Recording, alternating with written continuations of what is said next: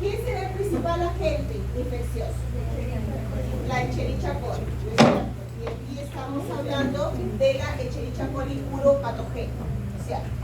Entonces, aquí, cuando hablamos, en la clase de hoy día vamos a hablar de infecciones del tracto urinario y también vamos a hablar de ITS, ¿ok? Entonces, justamente, vamos a hablar de los microorganismos que ustedes van a tocar en su seminario. Me refiero a lo que es gonorrea, ¿no? La Neisseria gonorrhoeae como agente infeccioso, y también aquí vamos a hablar de las características de la Escherichia coli, pero aquí de esos factores de virulencia que están asociados a infecciones urogenitales. ¿Okay? ¿Hay video o algo que está escuchando? Y aquí la siguiente etapa, lo que son los espermatozoides A ver, si alguien más va a dar la clase, si alguien más va a conversar, entonces una grabación, ¿qué es? Ay, la mía. No, estoy entendiendo como que hay una llamada o alguien que está en curso o una grabación que se está soltando. Sí,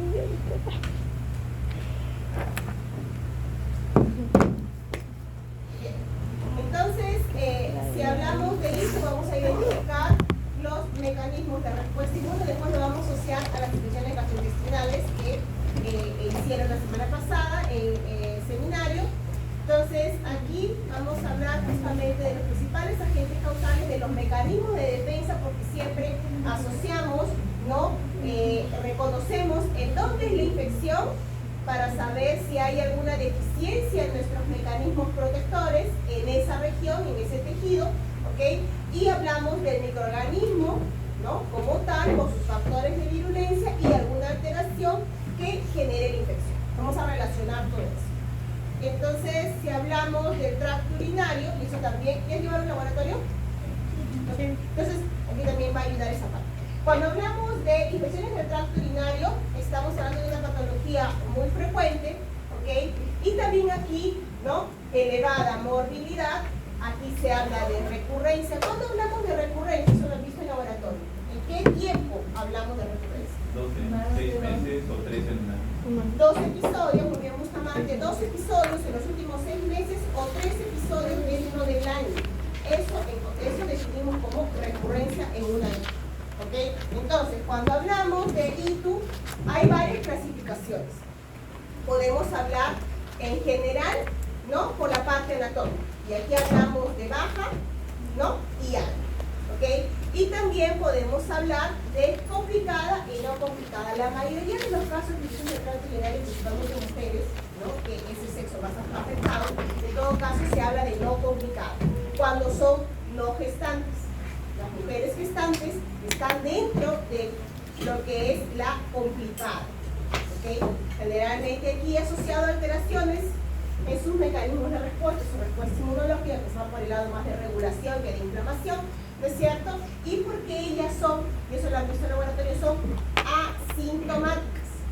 ¿Okay? Entonces, ¿qué es lo que ustedes, bueno, voy a enfocar diferente.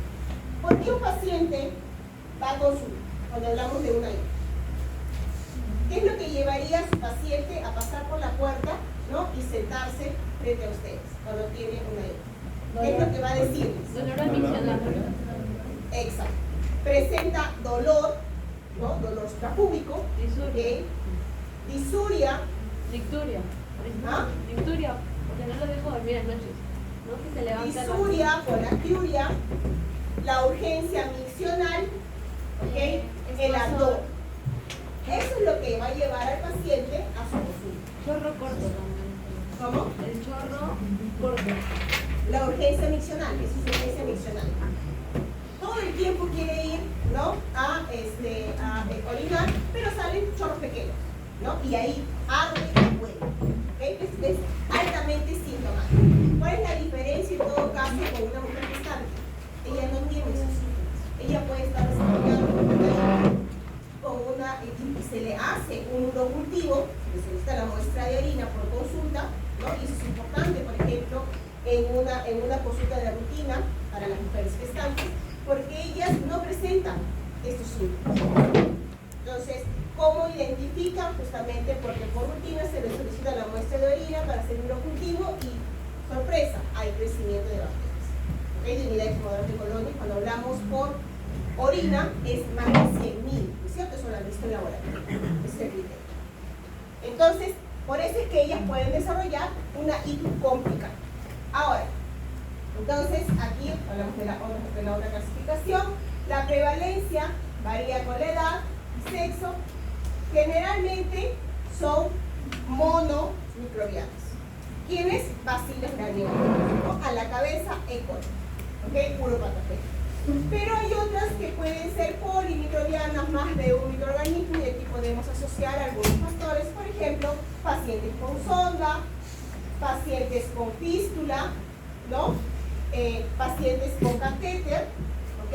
Hay ciertas características que pueden favorecer una ITU polimicrobiana.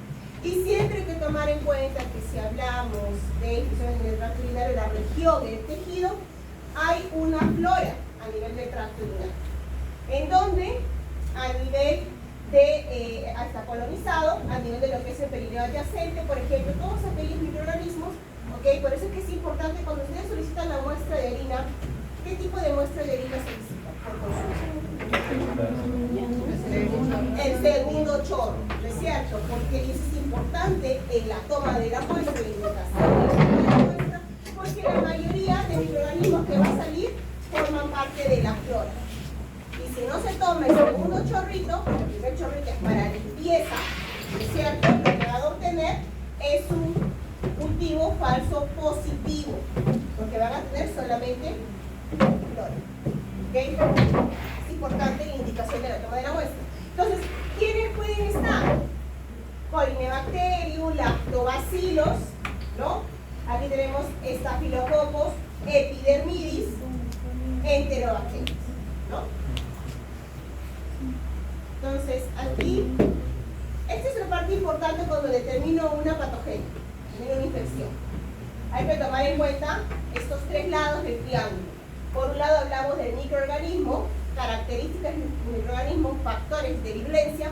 Por otro lado, el microambiente, donde se desarrolla la infección. Y por otro lado, el huésped, es decir, si tiene alguna deficiencia, alguna alteración, alguna comorbilidad previa, ¿no?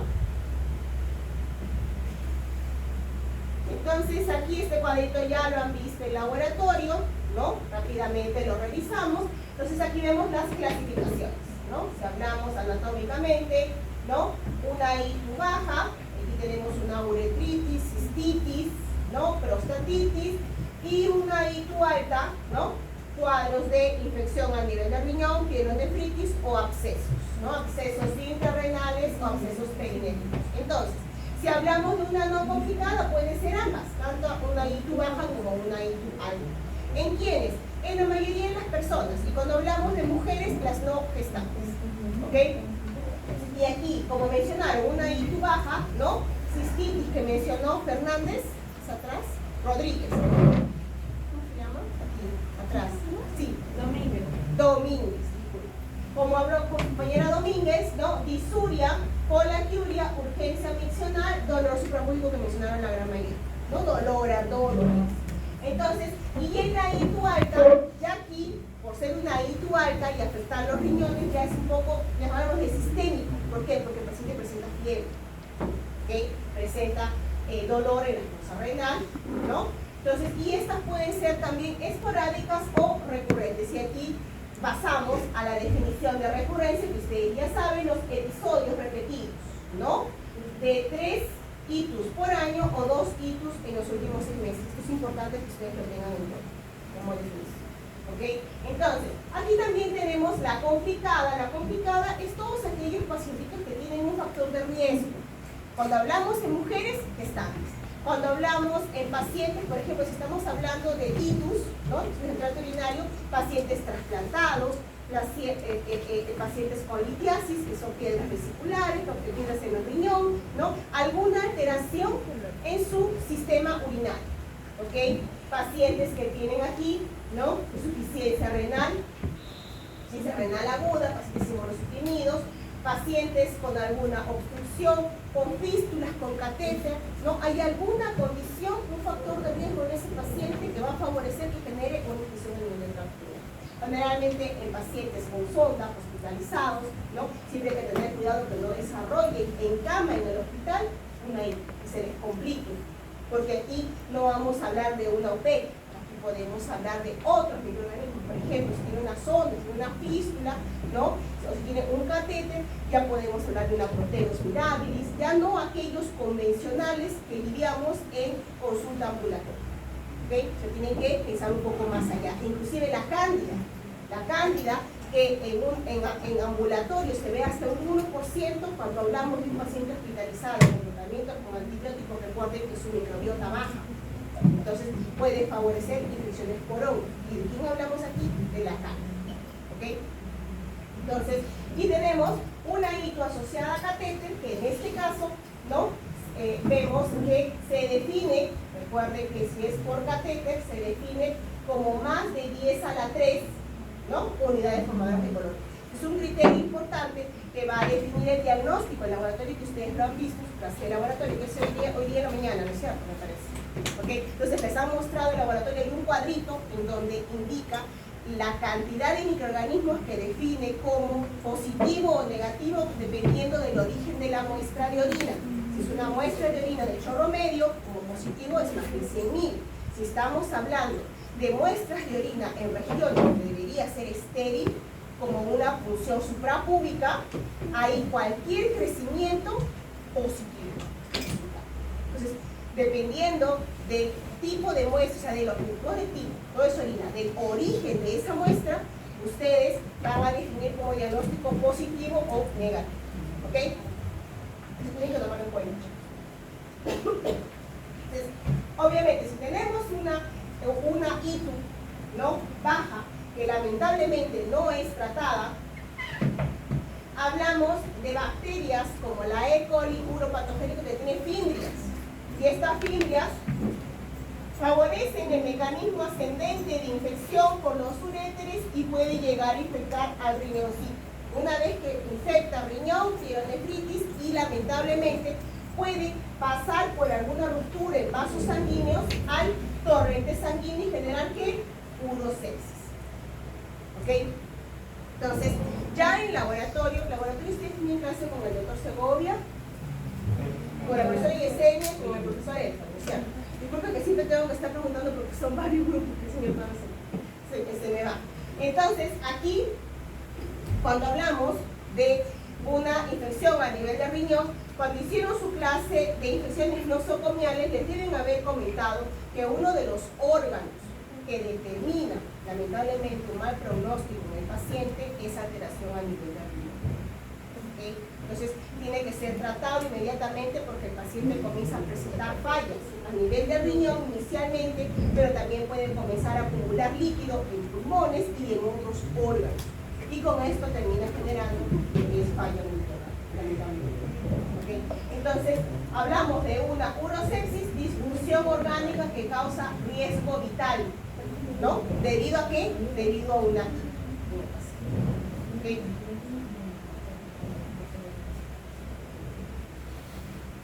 Entonces, eso se ve, por ejemplo, en pacientes con diálisis que ya tienen, ¿no? Su insuficiencia renal aguda, están en procesos de diálisis, generan una infección urinaria, lamentablemente. Recuerden que a veces están asociados, porque tienen pacientes que están en diálisis, si son adultos mayores, muchos de ellos usan pañal. ¿Okay? Entonces, algún tipo de infección por contaminación generan una ITU y aquí tenemos una infección a nivel renal, ya tienen una alteración a nivel de su riñoncito y aquí sus signos vitales se desestabilizan. ¿Okay? Entonces es un factor bastante grande de riesgo. ¿Okay? Principalmente si pensamos que esto sucede en un adulto mayor. ¿Okay? Bien, entonces, si hablamos aquí, está borroso, ¿no? ¿O soy yo? Está borroso, ¿no?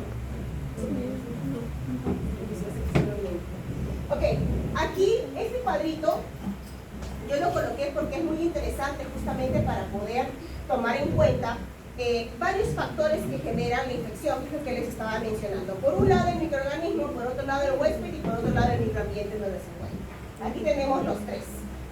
¿Influenciando qué? Influenciando una infección urinaria recurrente, o sea, en el pacientito que se da en más de 3 episodios por año.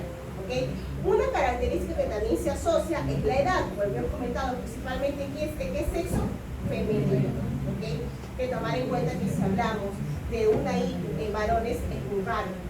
¿Okay? Si hablamos de una ITU, por ejemplo, en un lactante, estamos hablando de problemas de higiene, que es diferente de una lactante niña, ¿okay? Puede tener mayor presión. Entonces, aquí, ¿qué sucede? Por un lado, el patógeno. ¿Cuál es el patógeno más frecuente de ITU? E. coli. Y aquí lo tenemos, E. coli. Entonces, ¿qué tiene la E. coli que hace que genere 80% de los casos de infección de tracto urinario? Sus fimbrias, sus adhesivas. Y aquí colocan dos características. Una es la FIMH, también conocida como PILI tipo 1. Estoy escuchando vocecitas. Cuando yo escucho vocecitas, yo tiendo a aumentar la voz. Después también moderada. Ok, tenemos el FIMH. El FIMH es el que se conoce como PILI tipo 1. ¿A qué favorece esto? Una de las cosas de la E. coli y de muchos de estos microorganismos es que tienen sus fimbrias. Cuando hablamos de fimbrias no es solamente un tipo de fimbria, son varios. Esta de aquí, por ejemplo, la pili de tipo 1, le ayuda a adherirse a lo que es el urotelio. Tiene afinidad por los receptores tipo manano que las uroteriales. Por eso es que le adherece el urotelio. Y de ahí no hay nadie que lo saque. ¿Okay? Ni siquiera la orina, por la fuerza de la micción. ¿Okay? El otro, el PAP.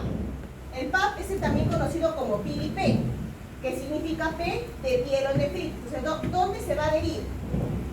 Al riñón. Entonces tenemos ya aquí dos ejemplos de pilis. Urotelio, cistitis, ¿no? Aquí uretritis y aquí riñón, pielonefritis. Tiene afinidad por receptores en esos dos tejidos. ¿Okay? Esos son sus factores de virulencia. Después, otra característica que tienen, que está asociado justamente a la recurrencia de infecciones por la UTP. Sucede que tiene la capacidad, aquí dice, de formar reservorios. Esta bacteria, una vez que infecta el urotelio, es capaz de generar la pérdida del epitelio. Se desprende el epitelio cargado con la bacteria adentro, también es una manera de contacto. ¿Okay?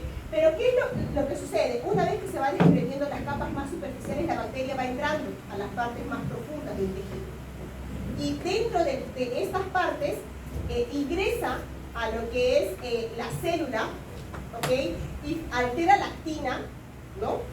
Estos parte del citoesqueleto de nuestras células y se forma como un reservorio y se queda en estado quiescente. ¿Cuánto tiempo? Meses. Entonces, cuando el epitelio se va regenerando, esta bacteria que estaba formando un bulbo, ¿no? ¿Okay? Como una vesícula rodeada de actina, esta bacteria que estaba en las partes más profundas va a pasar a las partes más superficiales, se va a activar, va a volver a proliferar. ¿Y qué es lo que ve en el paciente de nuevo? Infección de nuevo. ¿Dentro de qué periodo? Dentro de 6 meses o dentro de 3 meses. Y por eso tenemos recurrencia. Entonces, hay una recurrencia no por una nueva infección, ¿ok? Sino por la reactivación de la bacteria que se quedó durmiendo en las partes más internas de su propio epitelio. ¿Okay? Eso es lo que se ha visto. ¿Por qué? Porque se ha encontrado material genético exactamente igual en lo que es la bacteria, queriendo decir que es ella misma que estaba durmiendo. ¿Okay? Es una parte muy interesante y un factor de virulencia muy importante. ¿Okay? Entonces, aquí tenemos esto hablando de la E. coli. ¿Qué más? Vemos aquí el huésped. Pensando en el pacientito que lamentablemente cada cierto tiempo va porque tiene una infección urinaria. ¿Qué puede pasar con él? ¿Por qué puede estar favoreciendo en él que genere una infección a cada momento? ¿Okay? Por ejemplo, hablando a nivel genético, si sabemos que la Escherichia coli, ¿qué tipo de bacteria es? Gran negativo, un bacilo gran negativo. Muy bien. Entonces, ¿qué es lo que tiene su pared celular? LPS. LPS. Entonces, ¿qué reconoce LPS? Toll-like receptor 4. Si tenemos un paciente que tiene deficiencia en ese tipo de receptor, ¿no será un poco más difícil reconocerlo? Sí. genéticamente hablando. ¿Qué más? Importante, por ejemplo, este proceso inflamatorio, que va a llamar a todos los amigos para, ¿no?, activar y proteger y eliminar. ¿Qué sucede si yo tengo un paciente que genéticamente tiene una deficiencia para el receptor de quimiosina de tipo 1? Está relacionado a la captación de la interleucina 8, situación inflamatoria. ¿Qué sucede si yo tengo un paciente que tiene TNF, el receptor para TNF deficiente? Entonces tenemos dos situaciones inflamatorias importantes que están disminuidas. ¿Okay? Después, aquí también hay otro componente, uromodulina, PHP. Profesora, ¿qué es eso? Eso no es nada menos que la proteína de Tamm-Horsford, que normalmente en la orina se presenta de forma suelta. ¿Y qué es lo que hace esta proteína? Esta proteína tiene una gran afinidad por los receptores tipo manosa que tenemos en el proteína. Entonces, si a la E. coli le encanta unir sus fibrias a ese receptor, esta proteína que tenemos normalmente en cierta cantidad en la orina no competirá con los receptores. Claro que sí. Si tenemos un paciente que tiene deficiencia, entonces los sitios de unión están libres. Bien, para el patrón. ¿Okay? Entonces hay que tomar en cuenta aquí qué es lo que puede estar en deficiencia. ¿Okay? ¿Qué más vemos acá? Hablando de huésped, ¿no? Cuando tiene deficiencia, por ejemplo, en la producción de moco, ¿okay?, o alguna susceptibilidad a nivel de su epitelio. Entonces, es más susceptible, si hablamos de primera línea de defensa, el epitelio intacto, de que pueda ser invadido. ¿Qué más podemos ver aquí? Miren, todo sacando qué es lo que puede expresar deficiente el paciente. ¿Okay? ¿Qué más? Si hablamos de una ITU, ¿cuál es uno de los principales mecanismos de defensa? ¿Qué es lo que limpia la orina? ¿Okay? La frecuencia y la cantidad de la orina que eliminamos, ¿no?, diariamente es un mecanismo importante de limpieza. Toda esa microbiota va siendo eliminada periódicamente con la orina. ¿Okay? Entonces, si tenemos pacientes que tienen problemas en la frecuencia de la nutrición, ¿no habrá un factor de riesgo para que genere una ITU? Claro que sí. Y esto lo hay. Es una deficiencia en comportamiento, algo neurológico, ¿okay?, de comportamiento. Entonces, generalmente hay varios grados, desde grado 1 hasta el grado 5. ¿Okay? Y esto es diagnosticado en niños, ¿okay?, cuando tienen problemas en lo que es la visión. Entonces, generalmente los grados más severos, grado 5 más o menos, ya tienen una cierta propensión para poder generar una infección. Entonces, otra característica en el huésped, ¿no? La orina, ¿en qué sentido va? ¿Descendente o ascendente? Descendente, elimina, ¿no es cierto? Es unidireccional, lo que normalmente sucede. Pero, ¿qué favorece eso a nivel anatómico nuestro? La eficacia en nuestras válvulas vesículo-ureterales, encerrarse e impedir que la orina ascienda. Pero hay personas que tienen alteración anatómica en grados altos a nivel de esas válvulas. Entonces, la orina, en lugar de descender, a veces también asciende. ¿Y va a dónde? Al riñón. Y aquí genera contaminación y riesgo de infección. Entonces, aquí lo que yo quiero es, viendo este cuadrito, van asociando para que puedan entender el proceso en lugar de memorizar. ¿Ok? Tiene todo el sentido del mundo, ¿no es cierto? Yo sé lo que tenemos y cuando haya una deficiencia, cómo la asocio a una infección. Entonces, ¿qué más? Aquí hablando del microambiente. Bueno, si hablamos del microambiente, ¿okay?, aquí lo colocan como frecuencia de relaciones sexuales y el uso de espermicidas. Cuando hablamos de espermicidas, por un lado, los espermicidas, ¿qué es lo que van a hacer? Van a alterar el pH en las mujeres. El pH, normalmente en las mujeres, ¿cuánto es? Protector. A nivel de la vagina. Ácido, exactamente, es un pH ácido. Un pH más o menos de 4.5. Si este pH es alterado, entonces se favorece el crecimiento de microorganismos, por un lado. El uso de dispositivos, el uso de esos jabones genitales, altera pH a largo plazo. ¿Qué más? Aquí dice frecuencia de relaciones sexuales. en las mujeres, en la etapa sexual activa, ¿no? Justamente por microtraumatismos, se puede dar una frecuencia de infecciones por una bacteria muy conocida que es el Staphylococcus saprophyticus. El Staphylococcus saprophyticus se alimenta de, ¿saben de qué? De colágeno. Y cuando hay liberación de colágeno a partir del epitelio por estos microtraumatismos, favorece una infección. ¿Okay? Y esto suele observarse en mujeres en etapas sexual activa. ¿Okay? Entonces, vean, 3 lados del triángulo y favorece una infección. Sí. ¿Puedes repetir?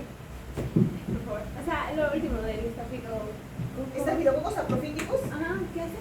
El Staphylococcus saprophyticus se alimenta de colágeno. Y este colágeno es liberado cuando hay rompimientos a nivel de la matriz extracelular, ¿okay? De lo que es el epitelio, las uniones intracelulares. Entonces, recuerden que el epitelio, como toda barrera, en todo tipo de tejido intacto, es mecanismo de defensa.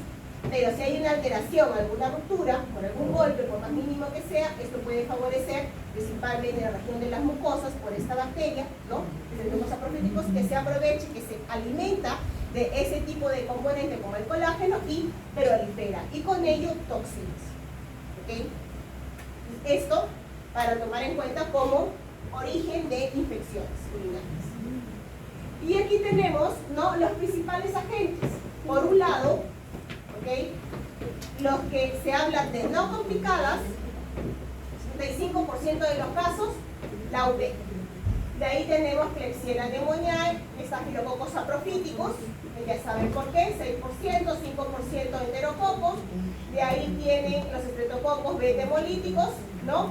Proteus mirabilis, Pseudomonas aeruginosa, Staphylococcus aureus y la cándida. Miren la cándida, 1%.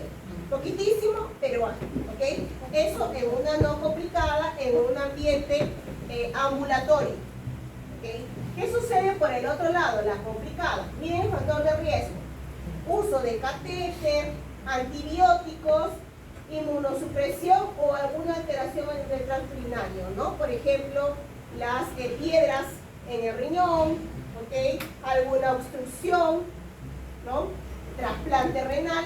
Miren, ese 75 baja a 65. No es mucho, pero miren quiénes aumentan, ¿no? Klebsiella aumenta enterococos porque está asociado a ¿qué? A uso de catéter. Cuando hablamos de catéter, podemos pensar en un enterococo, podemos pensar en un proteus mirabilis, porque hay contaminación de enterobacterias. ¿Okay? Y miren quién aumenta aquí, 7% de 1%, cándida. ¿Okay? Y esto lo comparamos, complicada, no complicada, lo comparamos con comunidad nosocomial, que ya lo han visto en laboratorio, ¿no? Comunidad, 80% E. coli uropatogénica. Nuestra amiga está en todas, o sea.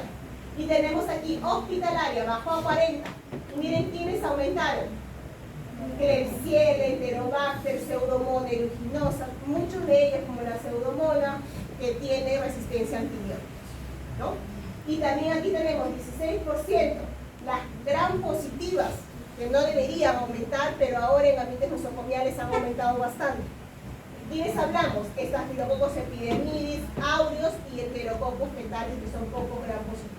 Porque en nosocomiales, estas de aquí, por ejemplo, está asociado a uso de catéter. ¿Okay? Entonces, y obviamente, ya les deben haber mencionado, en laboratorio, cuando lidian con un Staphylococcus aureus, por una infección no relacionada, no se le puede dar la espalda porque este puede diseminarse. Recuerden que Staphylococcus aureus le encanta generar bacteriemias, y una vez que genera bacteriemias se disemina a tejidos y aquí genera las complicaciones. ¿Okay? Porque estamos hablando de una bacteria que presenta resistencia a antibióticos, y estamos hablando de los meticilino resistentes, los MAX. ¿Okay? Entonces, vean aquí la cándida, en nosocomial, 5%. Aquí, en comunidad, ni se le prestó atención en la comunidad. ¿Okay? La gran diferencia, ¿no? Por el uso de antibióticos también. Entonces, aquí estamos viendo el curso de una infección. Por un lado, una infección en donde el microorganismo, generalmente por contaminación, ¿no? Por una bacteria que provenga de las heces, ¿no? Por contaminación ingresa por la uretra, se adhiere al urotelio y aquí prolifera, puede formar biofilms, y aquí ya comienza a ser desastroso porque se esconde de las células del sistema inmune como los neutrófilos, es la vejiga, asciende, ¿no? Por los uréteres, llega al riñoncito, ¿no? En el riñón, coloniza, ¿ok? Provoca daño y puede caer en el torrente sanguíneo bacteriano. Si hablamos de pacientes que tienen catéter, el catéter favorece por la misma, por ese mismo mecanismo que es un poco invasivo, ¿no? Un poco no, bastante invasivo, que es invasivo y que genera destrucción de epitelio, ¿no? Y con ello la formación de fibrinógeno, de fibrina, y esto favorece, ¿ok?, la formación de biofilms, ¿ok?, ricos en fibrinógeno, ¿ok? O también que se deposita no solamente en la misma vejiga, sino también en el mismo dispositivo, porque ya hemos visto, ¿no es cierto?, que los dispositivos médicos muchas veces es el sitio en donde se desarrolla el biofilm, ¿ok? Y obviamente de aquí, bueno, de aquí asciende también y puede generar infección en la piel. No genera bacteremia, ¿verdad? En el riñón no, en el riñón genera pielonefritis, pero de aquí puede generar por alguna ruptura en la barrera y caer en el torrente sanguíneo. Y ahí sí genera, ¿no?, bacteriemia, y con esto puede generar unos sepsis, ¿no? Aquí, bueno, habla de algunas barreras, ¿no? Los riñones, los macrófagos circulantes, y aquí está en texto más o menos lo que hemos hablado, ¿no? ¿Cuáles son los principales mecanismos de defensa? Orina, vaciamiento periódico, lavado por arrastre, ¿no es cierto? Todos aquellos microorganismos que no tienen mucha afinidad a los receptores son eliminados normalmente con la frecuencia de la orina, con la cantidad y la fuerza. Pero aquellos que tienen afinidad, como el caso de la E. coli patogénica, suelen resistirse porque se adhieren, ¿ok? Entonces, aquí mencionamos lo de la válvula vesicular, que previene el reflujo, ¿no?, hacia las partes ascendentes, y cuando hay alteraciones, bueno, te favorece, ¿no? Y esto es diagnosticado en la infancia, como les comenté. Aquí está la proteína de Tan-Horsman, que le encantan estos residuos, ¿no?, la filis manosa sensible. Por eso compiten directamente con la OTEC, por ejemplo, por los mismos receptores. ¿Y saben con quién también compite y que está defensa? Con los lactobacilos. Entonces, esos lactobacilos que se encuentran formando de la microbiota también tienen una alta afinidad a estos componentes de la manosa, ¿no? Entonces, también compitiendo con bacterias como la E. coli. Por eso es que, y obviamente, generando la producción de ácido láctico, ¿no? Cuando forman sus biofilms, los lactobacilos producen ácido láctico, y con esto consideran en el momento, ¿no?, la disminución del pH ácido, principalmente en las mujeres protectoras. ¿Okay? Por eso que cuando hay disminución de lactobacilos, pH aumenta y tenemos, por ejemplo, una vaginosis bacteriana en las mujeres. ¿Okay? Por alteración de pH nada más. Bien, y aquí tenemos lo que les comenté de Staphylococcus atrophiticus, ¿no? Otro mecanismo protector que tenemos a nivel del tracto urinario es, considerando la acidez, el pH ácido y la urea. La urea, importante como mecanismo protector. ¿Okay? Por eso es que esto de aquí, muchas bacterias tienen una enzima que se conoce con el nombre de ureasa. Y esta ureasa, ¿qué es lo que hace?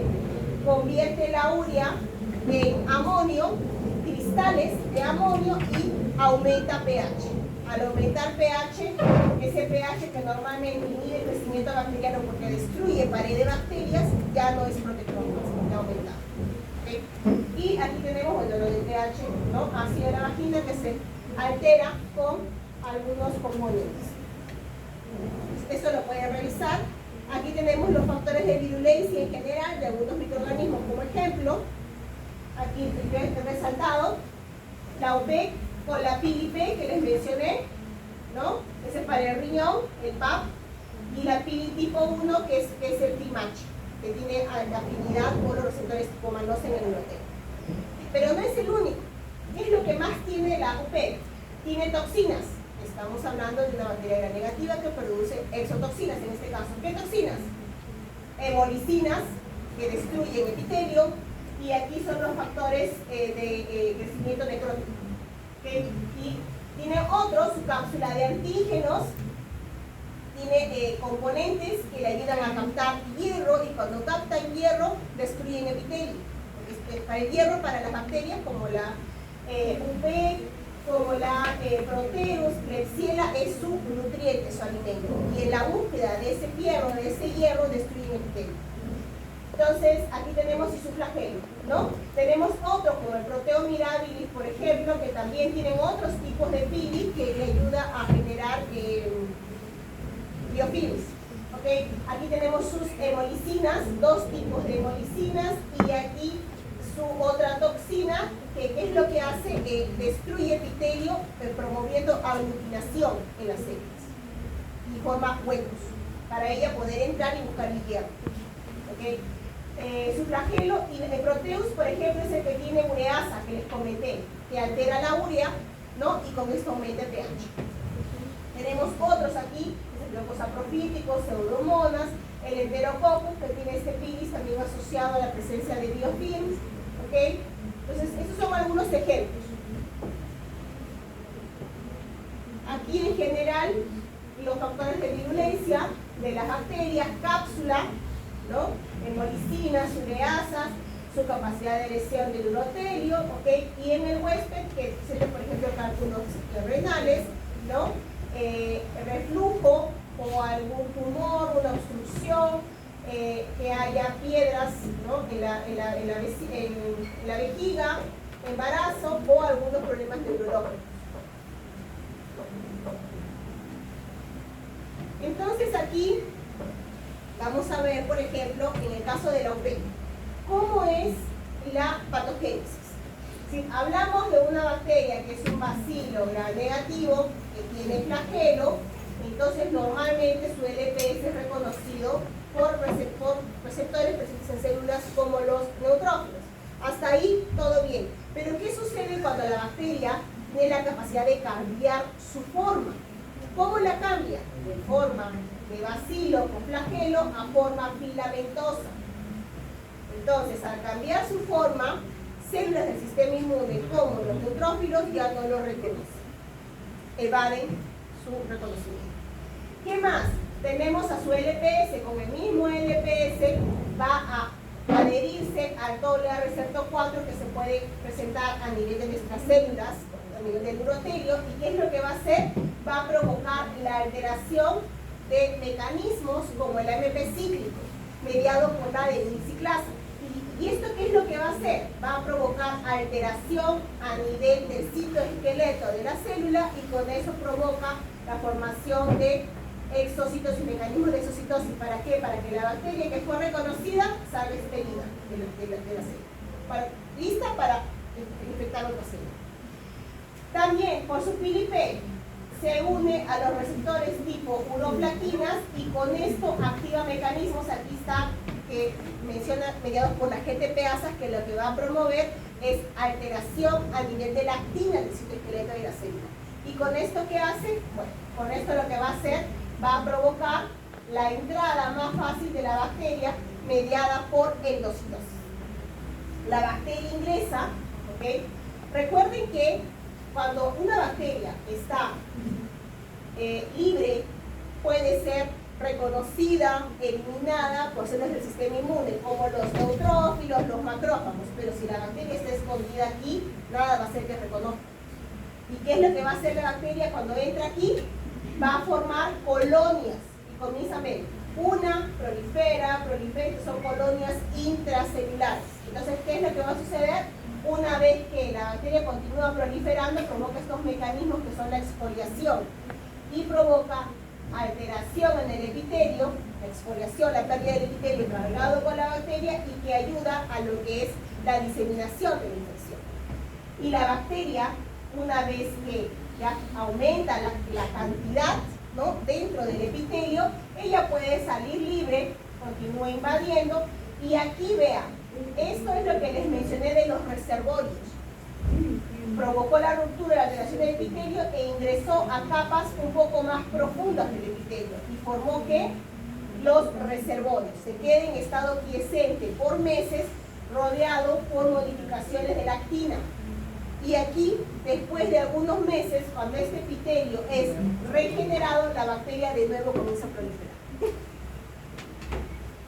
Aquí, después que vemos, bueno, la bacteria tiene estas hemolicinas y con eso provoca mecanismos de inflamación, ¿no? La exfoliación y la entrada de la bacteria al tejido.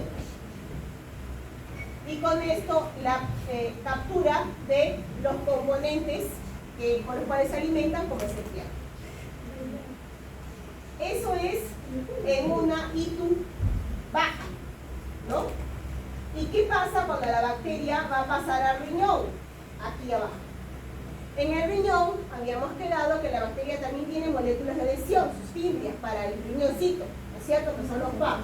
Se va a adherir aquí a los receptores tipo probósciles en el riñón y con esto va a promover la colonización. ¿Qué más?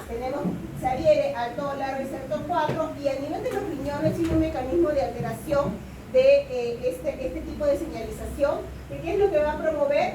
Promueve que haya la inhibición de la expresión de este PIGR. ¿Qué es este PIGR? Es básicamente un receptor que está relacionado al reconocimiento de inmunoglobulinas.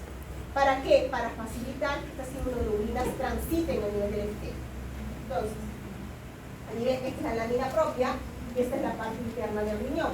Entonces, normalmente la inmunoglobulina que es producida por los plasmocitos, ¿no? Los plasmocitos B, esta inmunoglobulina neutralizante se va a adherir a este receptor PIGR y va a permitir que este anticuerpo circule, pase por dentro de la célula y que las partes más internas del riñón neutralicen a la bacteria para que esta después, ¿no? Evitar que infecte.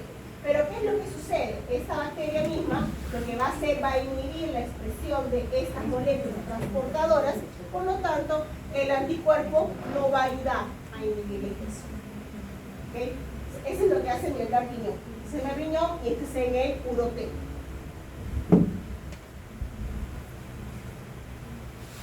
Y aquí tenemos una ITU asociada a catéter. Entonces tenemos este dispositivo médico que ha sido inserido en el pacientito, ¿ok? Porque tiene problemas para orinar, un paciente prostático, un paciente que está hospitalizado.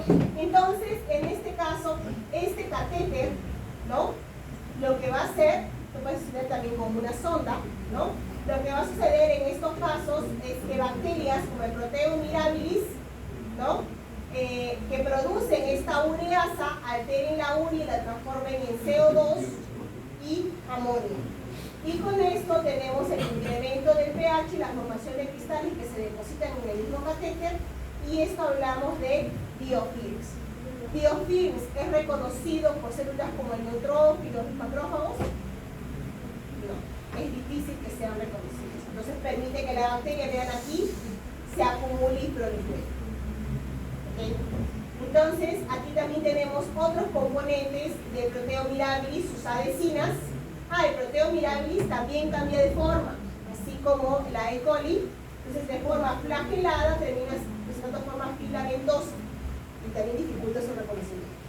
Tenemos aquí que por sus filis del Proteus se adhiere al urotelio, coloniza, tiene hemolicinas, por los cuales provoca destrucción en las células uroteliales y con este proceso inflamatorio. Daño del tejido, exfoliación, tiene componentes como las Yersinia bacti, estos componentes que le ayudan a captar hierro. Y con esto destruye más el epitelio, provoca polimerización de la actina, provoca daño, alteración en lo que es la ósmosis de las células del epitelio, y con todo esto inflamación y destrucción. ¿Okay? Eso hace Proteus. Y de forma semejante también lo hace Enterococcus fecalis, que también por dispositivos como catéter termina alterando la estructura de componentes como el fibrinógeno, el cual termina asociándose a esta bacteria que tiene ¿no? Bilis que se adhieren a fibrinógeno y terminan formando biofilms con ese fibrinógeno. Se acumula en el mismo catéter o la superficie del tejido, ¿ok? Y con esto dificulta que los neutrófilos, por ejemplo, los reconozcan. Y ellas van proliferando, ¿ok? Ahora, en el caso del Enterococcus fetalis, también tiene componentes enzimáticos como proteasas, que lo que va a hacer va a alterar, ¿no? Justamente el mismo fibrinógeno, destruirlo para que le sirva como alimento a ellos. Aquí tenemos como ejemplo en este cuadrito lo que es la patogenia de las ITO en general, ¿no? Todo lo que hemos hablado hasta aquí en un resumen, ¿okay? En donde hablamos que hay factores que predisponen, pacientes inmunocomprometidos, diabéticos, adultos mayores, en el caso de las mujeres por la misma alteración, no es alteración, por el mismo tamaño de la uretra que es corta, ¿ok? Si hay alguna alteración, aquí sí a nivel de la vejiga, obstrucción, problemas de reflujo, todo eso hemos conversado como un factor que predispone, ¿no? Entonces tenemos aquí que se puede generar una ITU baja y esta puede terminar ascendiendo, ¿ok? Y generar después lo que hablamos de una pielonefritis. Hay varias pruebas de laboratorio, eso lo han visto en su clase en la mañana, ¿no? Tenemos que, en todo caso, son altamente sintomáticos cuando hablamos de una ITU baja, ¿no? Disuria, ¿ok? Aquí con esta urgencia miccional, ¿ok? La frecuencia, y cuando hablamos de pruebas de laboratorio, desde pruebas presuntivas, por ejemplo, la prueba de nitratos, ¿no? De nitritos, disculpen, que son aquellas bacterias que transforman el nitrato en nitrito, y esto por una tira reactiva se ve cambio de color. ¿Okay? En 3 minutos ya tienen un diagnóstico presuntivo indicador, si fuera el caso que hablamos de una bacteria que produce nitritos, porque no todas las bacterias que generan nitritos producen nitritos, eso lo han visto en el laboratorio, ¿no? Entonces aquí tenemos, ¿no? También el aumento de los leucocitos que se ven, ¿no? En el conteo, más de 10, ¿no? Esta prueba se llama, ¿ah? Esta es de los leucocitos, esta es la piuria, que se me había ido, la piuria. Cuando hablamos de piuria es el conteo de leucocitos, ¿no? En la misma orina, o sedimentación. Entonces, aquí, ¿qué es lo que se ve? Más de 10 leucocitos por campo, piuria. Diagnóstico presuntivo inicial, ¿no? Positivo. Y tenemos por cultivo, ¿no? Aquí, si es una muestra de orina de chorro medio, más de 100.000 unidades molas de colonia, por cultivo positivo, la prueba de nitritos. Y cuando hablamos de nitritos, y generalmente también va de la mano de las esterasas, que son las enzimas que son producidas por esos leucocitos, que se encuentran positivos en la prueba de la ¿okay? Todo esto, chicos, ustedes lo han visto en la mañana. ¿Okay? Solamente estoy recordando y asociando al diagnóstico a lo que estamos viendo de la patogenia. Entonces, y esto de aquí, en todo caso, lo pueden utilizar como resumen también para el laboratorio. Bueno, esto de aquí, a mí me gusta enseñarlo, es bastante detalle, ¿ok? Pero bueno, aquí lo que vemos es toda la infección, ¿no? Desde la parte de la contaminación hasta cuando genera una bacteriemia y cuando este lleva una urosepsis, que todo estaba hablando, ¿ok? Pero aquí, por ejemplo, vemos todo lo que es la patogénesis de la misma E. coli, contando nuestros mecanismos de defensa. Por ejemplo, lactobacilos, bacterias que forman parte de la microbiota que producen ácido láctico normalmente, ¿ok? Y con este ácido láctico es el pH protector. ¿Okay? Y también, aquí menciono todo, chicos, eso aquí en detalle, ¿no? Después lo van a leer, eso es importante, lo puedo preguntar en el examen, ¿okay? Que básicamente está compitiendo por los sitios de unión de manosa.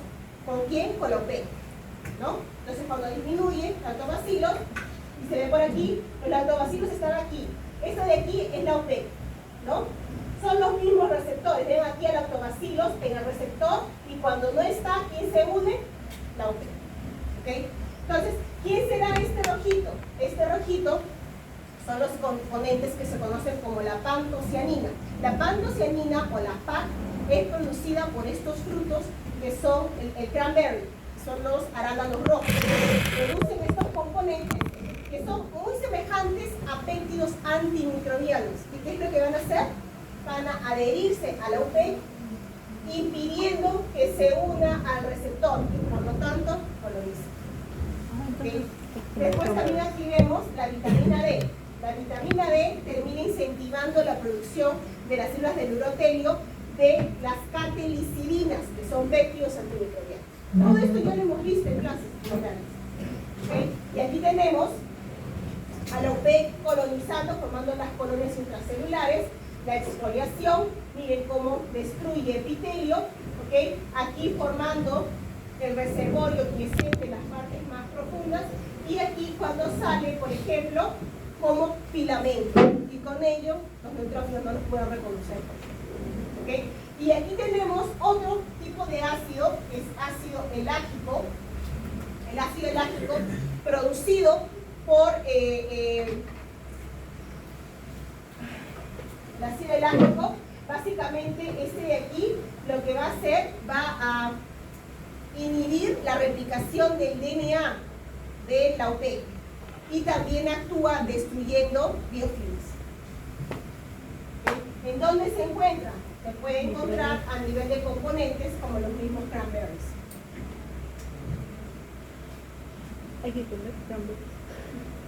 Aquí está todo lo que he estado conversándoles ahorita, está aquí, en tiempos, en horas, desde la colonización. No voy a entrar mucho en detalles porque no tengo mucho tiempo. Entonces, aquí hablamos de otro agente infeccioso que puede ocasionar una ITU y también puede ocasionar una ITS, y es la cándida. ¿Okay? ¿Qué recordamos de la cándida en condiciones de microbiota? ¿Se acuerdan? ¿Cuál es su forma?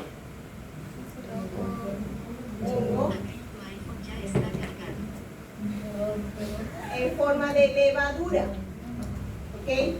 Entonces, cuando se altera en qué condiciones la cándida? Cuando aumenta pH y cuando aumenta hormonas, como los estrógenos en las mujeres.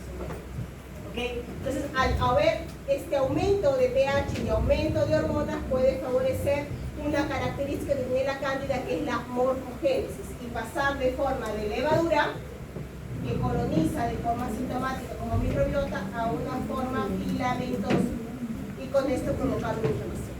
Entonces, ¿cuáles son las manifestaciones?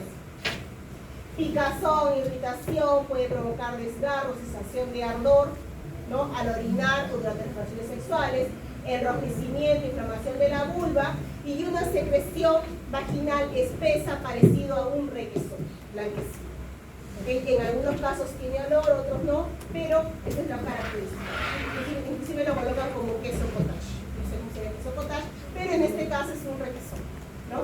Bien, entonces vean aquí, cuando hay una alteración a nivel de la homeostasis, ¿no?, una, ¿cómo se llama?, disbiosis, ¿no? Este hongo comensal puede colonizar mucosa, piel y generar una enfermedad invasiva. Es todo lo que hemos estado viendo ahora aplicado al contexto de una infección real. Entonces, aquí tenemos, esta cándida tiene varios componentes en su estructura que pueden ser reconocidos, y eso lo hemos visto desde que hablamos de hongos. ¿Okay? Entonces, por ejemplo, de sus mananoproteínas, en donde su capa externa y su pared celular. ¿Por quién es reconocido? Por la receptor 4, ¿okay?, las DCSINE, y también tiene otras que son las dectinas. Entonces, están por aquí. Tenemos aquí sus glucanos, sus beta-glucanos, que pueden ser reconocidos también por todos los receptores y dectinas, en sus componentes de la quitina también. ¿Okay? Entonces, ¿y esto dónde está? Todos estos receptores que provocan la respuesta inflamatoria en las células de la respuesta inmune que están al ladito. ¿Okay? Todos están más o menos asociados. Tenemos acá, ¿no?, estos receptores que estaba comentando, que reconocen los componentes del hongo, están ¿dónde? En los monocitos, macrófagos, neutrófilos, dendritas. Y esto promueve lo que es el reconocimiento y el proceso inflamatorio inicial para la presentación de antígenos. Entonces, ¿qué se ve? ¿No? Producción de inflamación de citocinas, producción de interleucina 17. ¿Qué célula es súper importante para controlar esta bacteria? La TH17. ¿Y por qué es importante la TH17? ¿Qué recluta? Produce interleucina 17 que recluta neutrófilos, señoras y señores. Un paciente neutropénico tiene problemas para controlar infecciones por hongos como la cándida. Entonces aquí es más o menos eso mismo. ¿Okay? Mecanismos de reconocimiento, aquí hablamos de la cándida como levadura y después cuando comienza a invadir y genera procesos inflamatorios. Aquí los componentes de la cándida son beta-glucanos, que son reconocidos por receptores tipo dectinas o los inflamosomas, generalmente NaLP3, ¿okay? Que provocan la producción de interleucinas, mediados por los inflamosomas. Entonces aquí tenemos la transición de las fases de la levadura, de levadura, pseudo-IFA a IFA, y miren la IFA, cómo invade el epitelio y lo destruye. ¿Okay? Provoca la destrucción de moléculas de adhesión entre el epitelio como las encaderinas y con eso desestructura, ¿no?, el epitelio. Aquí tenemos, ¿no?, la patogénesis, justamente ingresa por endocitosis, aquí se forma de levadura, pero después cuando se forma la IFA, esta invade, ¿no?, provoca reconocimiento de células como los macrófagos, activación de mediadores como el NF-κB y con esto produce citoquinas inflamatorias, interleucina 1, TNF-alfa, que están aquí, interleucina 6, y con esto reclutan diferentes tipos de células como los neutrófilos. Los neutrófilos, aparte de producir especies reactivas de oxígeno como el NOS, como el ROS, disculpen, también producen péptidos antimicrobianos, como las catelicidinas, las calprotectinas, y con esto forma después, posteriormente, cuando realiza las trampas extracelulares, termina destruyendo estos hongos, pero también genera daño. ¿Okay? Entonces aquí tenemos importante la presencia de las interleucinas TH17, ¿no?, que van a producir diversos tipos de citocinas, entre ellas la interleucina 22, que es importante para que el mismo epitelio produzca más péptidos antimicrobianos. ¿Okay? Y como las beta-defensinas para aumentar la protección de las células del epitelio. Tenemos aquí TH17 cuando hablamos de una cándida a nivel de las mucosas, y TH1 esencial para una candidiasis sistémica. Dos tipos de cándidas diferentes, ¿okay?, de candidiasis en forma de mecanismos diferentes. Y aquí tenemos también, por ejemplo, que a nivel del torrente sanguíneo, cuando la cándida genera una fungemia, porque sabemos que cándida puede generar fungemia, entonces a nivel del mismo torrente sanguíneo de la sangre hay células como las plaquetas que producen componentes para destruir cándida, como cuáles, como el PF4 y los mismos componentes ibiotácticos.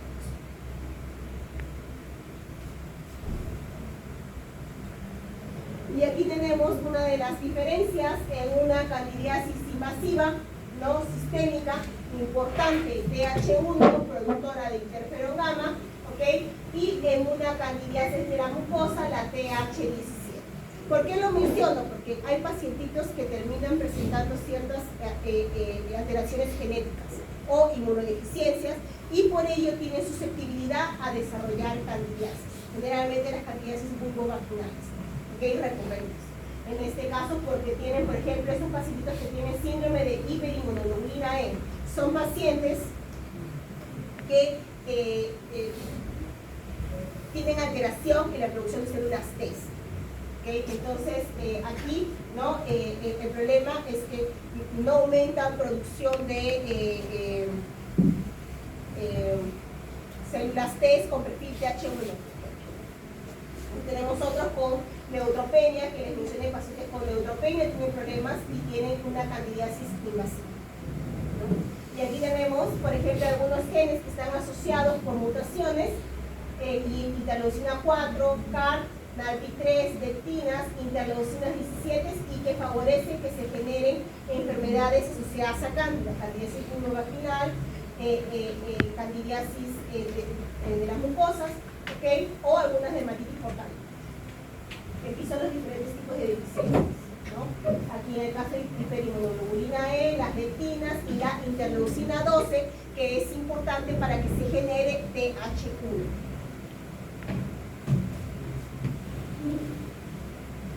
Y aquí cuando hablamos de las ITS, ¿no? Generalmente cuando hablamos de ITS, agentes causales, virus, bacterias, hongos. Dentro de los virus, papilomavirus, ¿no? Que se observa la presencia de verrugas genitales, displasias, puede llevar a cáncer de cuello uterino, ¿okay? Y en el caso de bacterias como la clamidia trachomatis, ¿okay? Cuadros de uretritis, ¿no?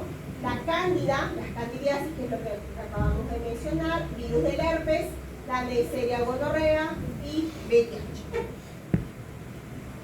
Tenemos otros también, ¿no? Treponema pallidum, agente causal de la sífilis, hepatitis B, y aquí tenemos otras, la Gardnerella vaginalis, micoplasma, ureaplasma, que está asociado a infecciones conocidas como la vaginosis bacteriana, ¿no? Presentes en ustedes. Entonces, aquí tenemos de las infecciones vaginales, ¿cuáles son las más importantes?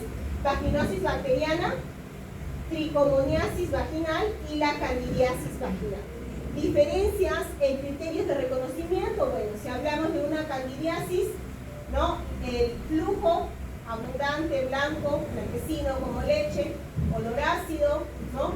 pH de flujo 4,4.5. Tenemos las pruebas de aminas, está para pruebas de aminas y aquí presencia de células guías.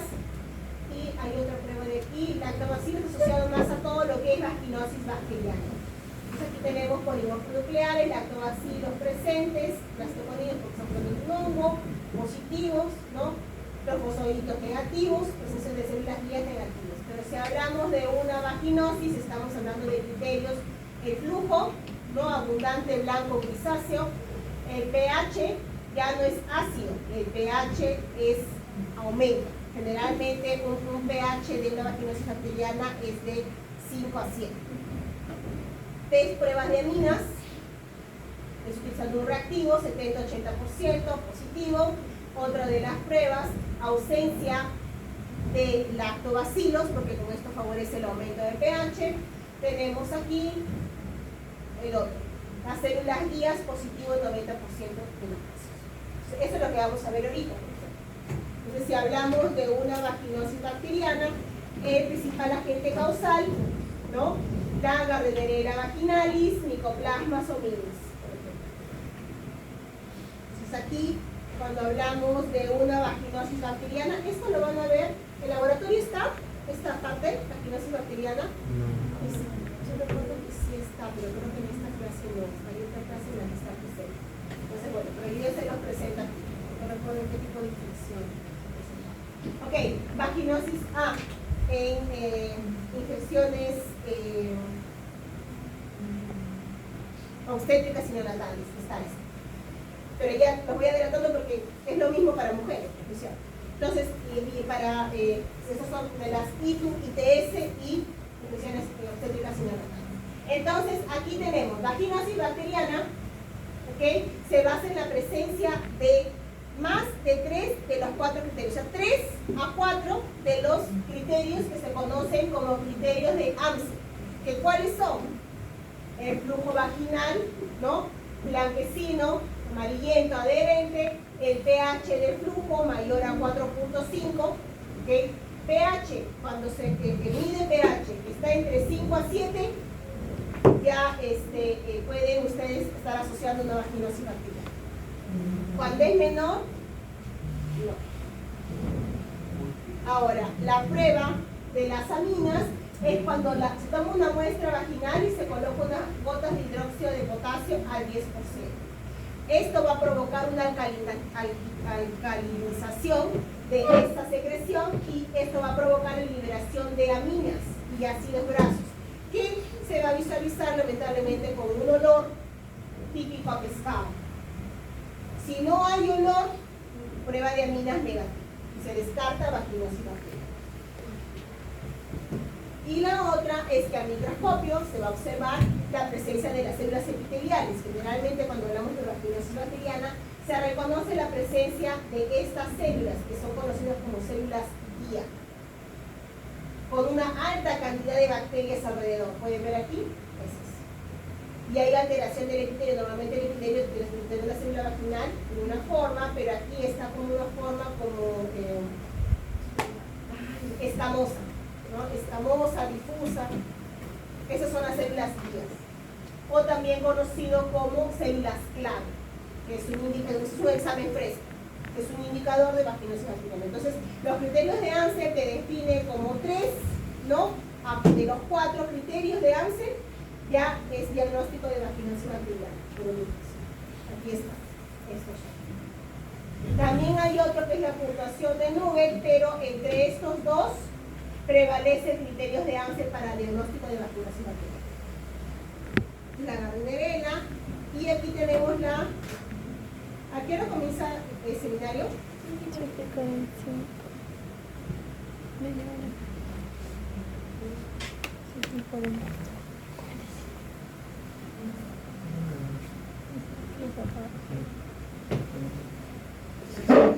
Ok, esta es la Neisseria.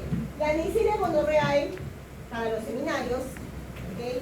Estamos hablando de una bacteria, un diplococo gram negativo, ¿okay? Que básicamente va a presentar varios tipos de patologías. Estamos hablando de epididimitis, proctitis, cervicitis, enfermedad pélvica inflamatoria, aquí conjuntivitis gonocócica neonatal, cuando la madre no ha sido diagnosticada y por parto natural termina contaminando a su niño, y con esto puede llevar a lo que conocemos como una ceguera neonatal.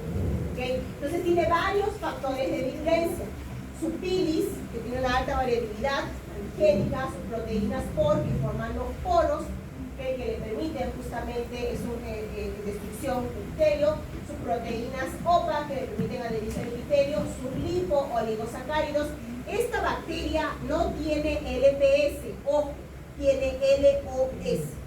Eso es importante porque lo que normalmente reconocen los TOLA receptors es LPS.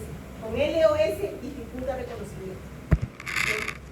Entonces, aquí tenemos las proteínas RMP que tienen acción sobre lo que es el suero. Las proteasas, esto es importante, la proteasa para inmunoglobulina A, porque si estamos hablando de una bacteria que coloniza mucosa, entonces, ¿qué inmunoglobulina es importante? IgA. Y ella tiene enzimas que destruyen esta inmunoglobulina. ¿Okay? Y su cápsula de polisacárido que inhibe fagocitosis.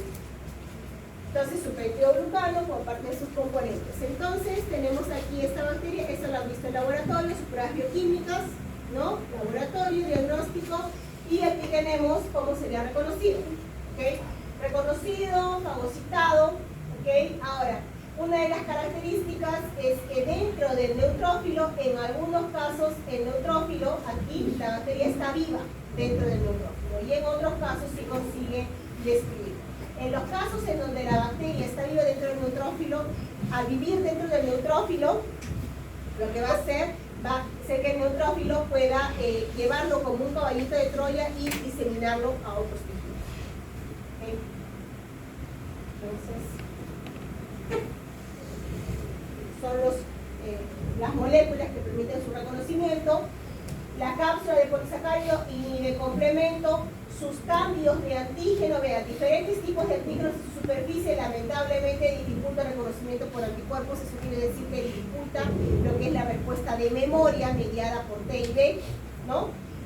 Pero hay varias moléculas que favorecen su reconocimiento. Por un lado, los receptores tipo CACAN que reconocen los componentes de la OPA, ¿no? Son receptores tipo porina, receptores de complemento tipo 3, que son aquí las moléculas que vienen adheriéndose del complemento, y algunos anticuerpos que consiguen oxolizar. Entonces, lo que hace generalmente esta bacteria promueve inflamación. Le encanta promover inflamación porque con esto promueve el reclutamiento de más neutrófilos. Pero ella vive dentro de los neutrófilos y con esto favorece su diseminación. ¿Ok? Ahora, justamente sabemos que uno de los mecanismos de los neutrófilos es formar las trampas extracelulares, y con ello, ¿no? Esa netosis termina eliminando algunas bacterias y también promoviendo destrucción del epitelio. Eso le conviene a la bacteria. Cuanto más destrucción hay en el epitelio, la bacteria se favorece porque continúa proliferando. ¿Okay? Entonces, aquí tenemos, ¿no? ¿Cuál es el mecanismo?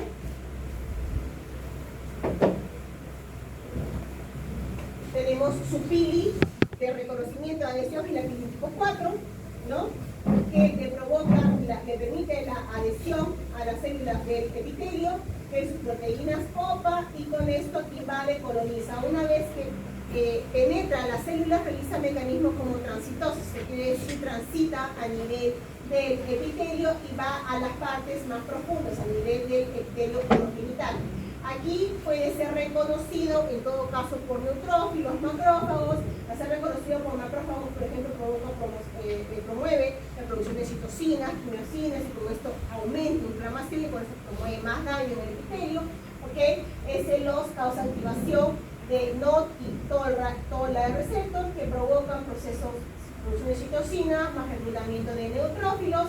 ¿Okay? Y con esto consigue facilitar lo que es el aumento del exudado purulento, porque aumenta lo que es el llamado de más neutrófilos, y ella vive dentro de esos neutrófilos, no los utiliza para transportarse. Aquí están sus factores de virulencia, ¿no? Para qué les sirve cada uno, las OPA para formar colonias en células, las proteínas RMP para estimular la producción de anticuerpos y bloquearlos. Entonces, esto es un poquito más de eso. Una característica que tiene esta bacteria es que promueve la formación de acumulaciones de colonias de esta misma célula, y provoca la liberación de componentes tipo vesículas por sus componentes de la bacteria, y eso provoca más inflamación.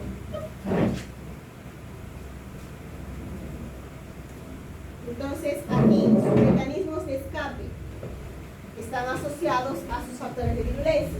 Cuando hablamos de factores de virulencia, entonces previene lo que es la activación de complemento, absorbización y la eliminación de la bacteria. ¿Cómo? Porque, por ejemplo, lo que tiene un LOS tiene la capacidad de cambiar, adhiere ciertos componentes de ácido ciálico, y con esto termina confundiendo a lo que es el factor H, que se encuentra soluble. Entonces, el factor H termina adheriendo ácido ciálico, y con esto se inhibe lo que es la vía alternativa de complemento. Por otro lado, también su lípido A, ¿no? Que forma parte de su LOS, se asocia a algunos componentes del complemento, pero con esto tiene lo que se conoce como mimetismo molecular. Entonces, factores como el factor I inhiben que ese C3b que se pueda depositar se clive y se forme la vía del sistema de complemento sobre, ¿no? Y también lo inhibe. ¿Okay? Y también aquí tenemos que sus porinas, ¿no? Inhiben que por la vía clásica se adhiera el C4BP. Esa es la vía clásica. Entonces aquí es en la alternativa y la clásica. Ahora, si hablamos de cómo modula la respuesta, esta bacteria lo que termina promoviendo, en lugar de promover en algunos casos inflamación, termina por un lado también llevando a inmunosupresión. ¿Qué es lo que hace? A la dendrítica la convierte en una dendrítica tolerogénica. A la dendrítica tolerogénica, cuando ella va a producir citocinas, que van a promover que se genere T regulador, interleucina 10, TGF-β, y expresar moléculas de regulación, que promueven regulación, PDL1, por ejemplo, que se une un PD1 a una célula T, y con esto para respuesta. ¿Okay? Entonces todo es regulación. Y aquí también promueve en células como los macrófagos y todo su linaje, monocitos, ¿no? Muerte, apoptosis. Modula los mecanismos de muerte de las células. Y en los neutrófilos promueve netosis, y cuando promueve netosis, promueve daño en el epitelio, y con esto aumento de exudado, ¿no? Y con eso ella continúa proliferando. Y en el caso de la respuesta inmunodadaptativa, lo que les mencioné, tiene una gran variabilidad antigénica, y con esto dificulta que las células T y las células B los reconozcan de forma específica, porque van cambiando sus antígenos constantemente. Eso todo está aquí, chicos. Y en mecanismos de escape, cuando hablamos de bacterias que generan, microorganismos que generan infecciones del tracto, de transmisión sexual, la Neisseria gonorrea es la única. Entonces tenemos aquí, por ejemplo, la clamidia, Trachomatis, también tiene mecanismos de escape que ataca la integridad de la mucosa, ¿no? Tenemos aquí el gonococo, el virus del herpes. En el caso, por ejemplo, del mismo gonococo o la treponema, su cápsula inhibe lo que es fagocitosis, formación de fagolisosoma, mecanismo de fagocitosis, o también, por ejemplo, la cándida, que hemos mencionado antes, inhibe activación de complemento vía alternativa, virus del herpes simple, la clamidia también. Entonces, y el gonococco mencionamos su proteasa, ¿okay? Treponema, VIH, por su variación de antígenos, que se escapa de células del sistema inmunológico como los linfocitos T, por ejemplo. Y aquí, para terminar esta partecita, tenemos que muchos microorganismos que generan infecciones de transmisión sexual, eso es en el caso específico de hombres, terminan generando esterilidad. Vamos a ver por qué. Por ejemplo, en el caso de bacterias que generan cuadros de vesiculitis, como es el caso de la clamidia, ¿no? Es una de las más importantes, la clamidia trachomatis, ¿okay? O aquí cuadros de letritis por bacterias como clamidia, neisseria, micoplasma, ureaplasma, o protozoarios como la tricomona, que generan infecciones de la uretra, o en el caso de las orquiditis o epididimitis, bacterias, virus, como el virus del herpes simple o las tricomonas vaginalis, o también en el caso aquí, en el caso de la prostatitis, también tenemos virus como el herpes simple, la tricomona, o bacterias como las clamidias, neiserias, generalmente son los mismos tipos de microorganismos que terminan generando este tipo de inflamación e infección en el hombre, terminan alterando la capacidad de acción de sus espermatozoides, en algunos casos. En el caso, por ejemplo, de las ureaplasmas, ¿no? Reduce la reacción de las células espermáticas, disminuye la concentración de los espermatozoides, su motilidad y su morfología, su alteración, ¿no? En el caso de la neisseria, también genera una infección gonocócica diseminada.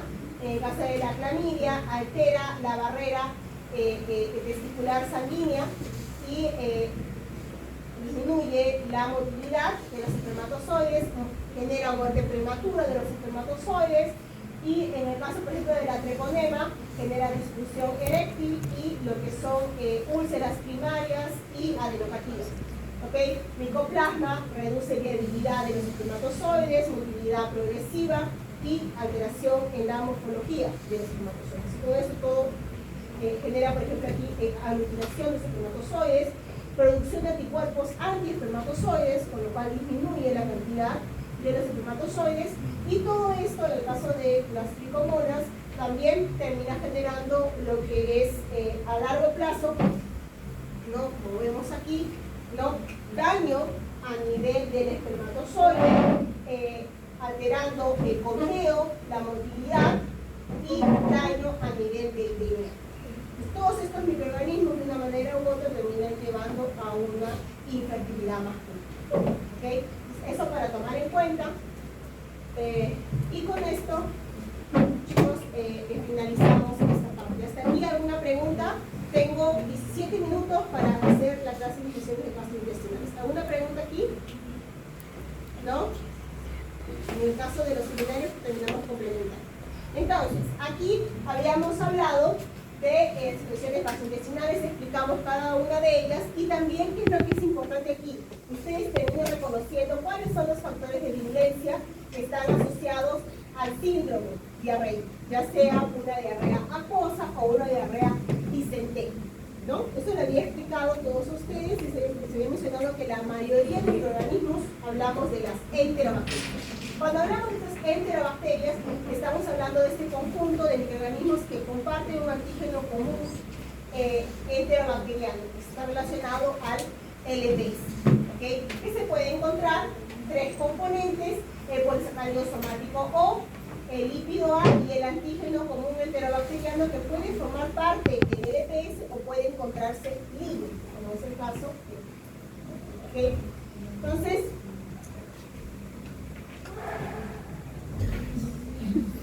un poco de discreción, ¿no?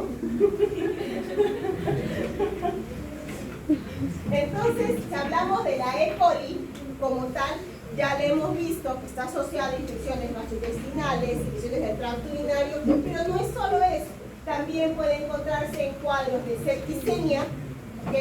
Una vez que puede generar bacteriemia, cuadros neonatal, ¿ok? Y bueno, las comunes que son las gastroenteritis y uroenteritis. En cuanto a las bacterias, a las cepas de E. coli, tenemos básicamente la enteropatógena. Cuando hablamos de la enteropatógena, recordemos sus factores de virulencia, son sus fibrias, ¿no? Filiformadoras de haces, y en esto tenemos a la intimina, ¿no? Que básicamente ella misma, sus receptores de sus fibrias de intimina, ella misma trasloca por su TSTT, que son sus factores, sistema de secreción de tipo 3, en este caso, lo que va a hacer, aquí está, trasloca el receptor para poder unir su propia intimina. O sea, lo inyecta el gen y favorece la formación de este receptor de intimina para que su propia intimina, que su adhesina, se adhiera. Y con esto forma las filiformadoras de haces y con esto provoca ¿qué? Acortamiento de microvellosidades. Cuando hay disminución en las microvellosidades tenemos problema de absorción de nutrientes. ¿Okay? Entonces, una de las características aquí, básicamente por acortamiento, mala absorción. Entonces, diarrea acuosa. ¿Qué más es característico aquí que se diferencia de los otros? Esto se ve en niños. Diarrea infantil y otro detalle, transmisión persona a persona. Otros se transmiten por alimentos contaminados. ¿Okay? Este no, esto es contacto directo. En la enterotoxigénica, su nombre lo dice, que es cuáles son sus factores de virulencia, sus toxinas, termolábil, termoestático. Entonces, aquí, ¿no? Se va a unir a receptores tipo gangliósidos, la termolábil, que es esta de aquí, va a provocar alteración en el AMP cíclico por acción de la alenilatociclasa, ¿ok? En la termoestable, alteración del GMP cíclico, y con esto se genera el incremento de electrolitos, el incremento de sodio, cloro, potasio, que termina perdiendo. Entonces, ¿cuál es la manifestación clínica? Diarrea acuosa. ¿Okay? Esta es la famosa, el ejemplo es la diarrea del viajero. Entonces está asociado, por ejemplo, ¿no? a aquellos turistas que llegan, consumen alimentos y es la toxina la que genera la pérdida de fluidos. ¿Okay? Es una diarrea secretora. ¿Cómo se adquiere? Consumo de alimentos contaminados con heces, no persona a persona, ¿okay? Como la enteropatógena. Detalle, por favor. Aquí, como estamos hablando de una diarrea secretora, entonces no hay proceso inflamatorio. No, en un corte histológico yo no voy a ver una inflamación en las mucosas, reclutamiento de células, no. Esto es solamente pérdida de líquidos. La enteragregativa, su nombre lo dice, se va a agregar uno sobre otro como ladrillos. Al hacer este proceso en las mucosas va a promover la producción de moco. Este moco lo que va a hacer, se va a adherir a todas esas bacterias que están siendo apiladas y van a formar un biofilm grueso. Esto en el epitelio va a ser bien difícil de remover. Generalmente cuando se observa en niños, como hay problemas de absorción de nutrientes, en el niño provoca desnutrición, problemas en el crecimiento. ¿Okay? Entonces, diarrea crónica, retraso en el crecimiento, deshidratación. Estamos hablando de una bacteria que por presencia de biofilms dificulta absorción de nutrientes. ¿Okay? Entonces, esto es biofilm, son factores en la enterohemorrágica ya estamos hablando asociado a síndrome urémico hemolítico, al SHU. Entonces, en este caso, ¿no? ¿Cuál es su factor de virulencia? Sus toxinas. Y en este caso es la toxina tipo Shiga, las verotoxinas. ¿Okay? Estas verotoxinas se va a unir a este receptor, al GB3, que se encuentra ¿dónde? En las vellosidades, ¿no? En los vasos sanguíneos y en el riñón. Por eso es que le da la facilidad de adherirse al riñón. ¿Qué es lo que va a hacer esa toxina? Esa toxina, ¿qué va a hacer? Entra a la célula, ¿okay? Y provoca la alteración de la síntesis de proteínas. Entonces, por eso es que la célula, una vez que está infectada, no produce proteínas. ¿Qué es lo que sucede con una célula que no produce proteínas? Muere. Entonces, eso es lo que tenemos. Alteración a nivel de la célula. Si hablamos en vasos sanguíneos, promueve trombosis, ¿okay? Promueve lisis. Por eso es que está asociado, ¿no?, a lo que es la anemia hemolítica microangiopática, porque está provocando hemólisis en hemácias dentro de los vasos sanguíneos. ¿Okay? Esta palabrita aquí, anemia hemolítica microangiopática, asociado a hemólisis en vasos sanguíneos. Por eso es que se ve trombosis. ¿Ok? Entonces, y esto de aquí se manifiesta como el síndrome urémico hemolítico con trombocitopenia, ¿no? Insuficiencia renal aguda. Este es IRE, insuficiencia renal aguda. ¿Okay? Ahora, ¿cuáles son las cepas? Pregunta de examen, de laboratorio tal vez. Serotipos más comunes, O157H7, O104H4. ¿Cómo se adquiere? Consumo de alimentos contaminados. ¿Okay? Estoy haciendo un resumen porque esto ya lo han visto, ya lo hemos visto, inclusive en seminarios. Entonces, interinvasiva, su nombre lo dice. ¿Qué es lo que va a hacer la bacteria? Invade, destruye epitelio. Por eso es que se presenta como una diarrea, ¿no?, disentérica, porque hay destrucción de epitelio. ¿Okay? Por lo tanto, hay proceso inflamatorio. Entonces, diarrea acuosa a disentería, esta de aquí, su mecanismo de invasión es semejante a la Shigella. Mecanismo de invasión semejante a la Shigella. Ingresa por las células, generalmente las células M, ¿no?, cuyo glucocálix no es el mismo que las células, los enterocitos, y es más hueca en todo caso. ¿Y por qué? Porque favorece la fagocitosis por los macrófagos. El problema es que ella consigue escapar de los fagosomas, de los macrófagos, y después ella consigue alterar, ¿no?, la actina de los enterocitos y entra por endocitosis. Provoca polimerización de actina, escapa de las vacuolas y con esto puede infectar a las células vecinas. Tenemos aquí un enterocito, que ella va pasando de uno a uno y eso promueve su infección. Al mismo tiempo que se va escapando de células como los macrófagos que se encuentran en el lumen del intestino.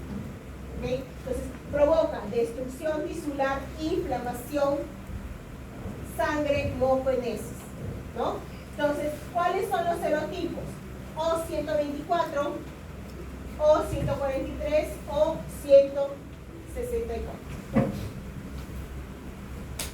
¿Cuáles son sus factores de virulencia? En todo caso, sus plásmidos. Los plásmidos que contienen los genes que le permiten invadir. ¿Okay? La Shigella puede provocar coros de diarrea acuosa, pero también disentérica. ¿Cuál es la especie que provoca disentería? Shigella disenterial, su nombre lo dice. ¿Okay? Las otras generan cuadros de diarrea acuosa. ¿Okay? Entonces, ya habíamos comentado en esta de aquí, cuando hablamos de Shigella, Salmonella, Vibrio cólera, tenemos que pensar en una dosis infectante. ¿Qué refiere dosis infectante? Refiere la cantidad inicial de la bacteria para generar la infección. Y con esto les contesto. Entonces, en el caso de la Shigella es 10 a la 3, en el caso de la Salmonella es 10 a la 5 a 10 a la 8. ¿Okay? La diferencia. Ahora, ¿qué es lo que se presenta? Se presenta, ¿no?, la manifestación clínica, se presenta como un cuadro de diarrea acuosa, gastroenteritis, cólico, por acción de quién? Cetotoxinas, ¿no?, que inhiben la función de azúcar, aminoácidos y con esto pierde agua, pierde líquido cuando hablamos de diarrea acuosa y genera destrucción de la mucosa cuando hablamos de una diarrea disentérica. Entonces, ¿cuál es el mecanismo de la infección? ¿No? Muy semejante a la Escherichia coli, invasiva, enterinvasiva, justamente ingresa por las células M, la Shigella, es fagocitada, ¿no? Aquí es transitosis, fagocitosis, ¿no? Pero ella escapa de la célula como el macrófago, promueve muerte del macrófago, una muerte con liberación de interleucinas, es una piroptosis, interleucina 1, y con esto después ingresa al enterocito, ¿no? Provoca polimerización de actina, igual que la interpasiva. Y con esto va infectando una célula, otra, y otra. ¿Okay? Por los espacios intercelulares. De célula a célula va pasando así. ¿Okay? Eventualmente hay, obviamente, respuesta inmune y con esto consigue ser todo. Entonces, esto puede promover diarrea postoidentérica. Esta es la parte del diagnóstico que lo han visto en laboratorio la semana pasada. Entonces, aquí tenemos, en el caso de las heces con moco y sangre, ¿no? Si tenemos aquí, ¿cuál es la primera prueba que hacen una vez que solicitan la muestra de heces? A ver si se les quedó la clase de laboratorio la semana pasada. Coprocultivo, ok, pero el coprocultivo puede demorar, ¿no? Algunos días. ¿Qué hacen con la muestra de heces? Inmediatamente para saber si hay un problema o no.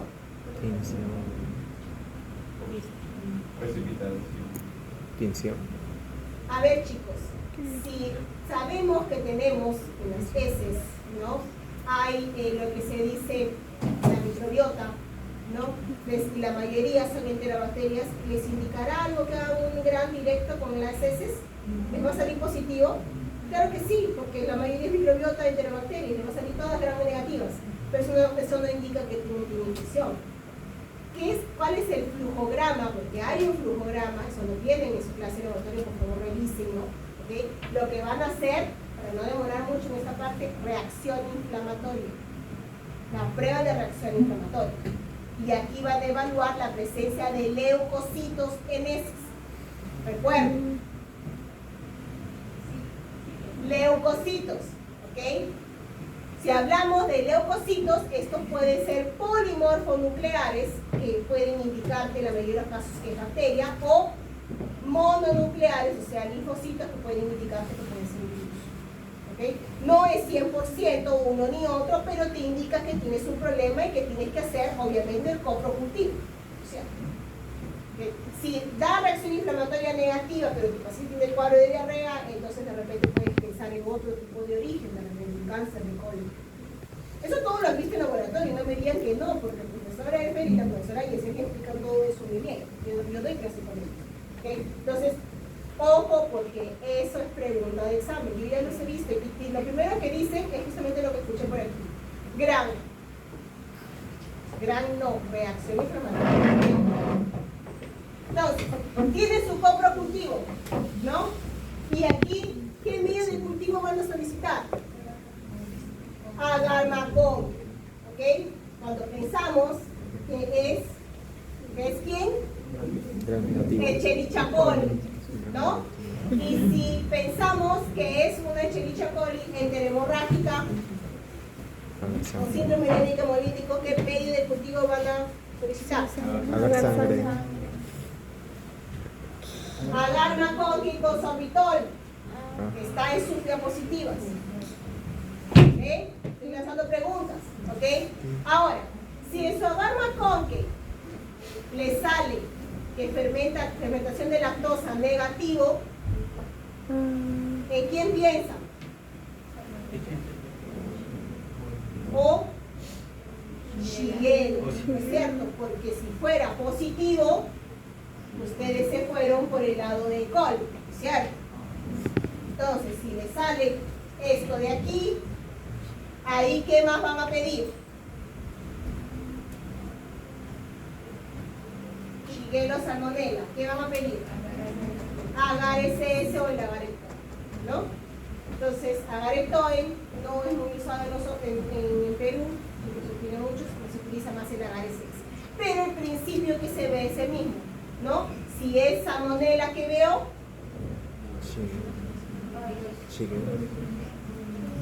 presencia de sulfuro de hidrógeno. Eso el profesor Elfer se lo va a preguntar. ¿Okay? Y si es negativo, si es Shigella, no sé. ¿Okay? Preguntas de examen, chicos. revisen esa información. Vibrionasia. Vibrionasia tenemos vibrio cólera, agente causal del cólera, ¿ok? Y tenemos aquí principalmente 3 bacterias, ¿ok?, que generan infecciones en el ser humano, generan epidemiologías. Vibrio cólera, vibrio parhemolyticus, gastroenteritis en ambos casos, y vibrio vulnificus, que en todo caso estamos hablando de septicemias o infecciones de heridas. Todo de dónde procede, si el alimento ha sido pescados crudos, mariscos, crustáceos, ¿okay?, que vienen productos de aguas salinas. Entonces aquí, en este caso, tenemos vibrio cólera, ¿okay?, que llega al intestino delgado, y por eso es que tengo, ¿cuál es la manifestación clínica? ¿Qué color es la S? Agua de arroz. Agua de arroz. ¿Okay? Vibrio parhemolíticos tiene varios factores de virulencias, principalmente sus hebolicinas termoestables o directas. ¿Okay? Y el vibrio vulnificus, que es un patógeno oportunista, principalmente en inmunosuprimidos. Entonces aquí tenemos el vibrio cólera, tiene 2 biotipos. ¿Cuál es el biotipo que genera las formas más graves? Que el paciente se les muere en 24 horas y no le dan soporte de electrolitos. El clásico, el biotipo clásico. El TOR, que es el que suele circular más hoy en día, que es asintomático, o formas más leves. ¿Okay? Pero el que el paciente se les muere, se les va por shock hipovolémico, porque se deshidrata en 24 horas, es la clase. ¿Okay? Eso es lo que se observó en los años 90. Aquí, cuando hablamos de vibrio cólera, el vibrio cólera es altamente sensible al pH ácido. Qué bueno, ¿no? Porque uno de nuestros mecanismos protectores muy importantes es la acidez de nuestro jugo gástrico. ¿Okay? Por eso es que la dosis infectante, en el caso del vibrio cólera, es alta. Estamos hablando de 10 a la 10 bacilos en líquidos, ¿no?, en agua contaminada, y 10 a la 4 en caso de alimentos sólidos. ¿Cuál es el problema? El problema, ¿no?, viene aquí con una dosis alta. Aquí muere la gran mayoría en el estómago, pero los que sobreviven, si la dosis es alta, llegan al intestino delgado. Y en el intestino delgado comienzan a producir sus toxinas. ¿Okay? Y estas toxinas son las que generan la hiperproducción de electrolitos y con esto la deshidratación de su paciente. ¿Okay? Entonces, ¿qué es lo que sucede? Por ejemplo, si yo tengo un pacientito que, en este caso, un pacientito con acidez, ¿no?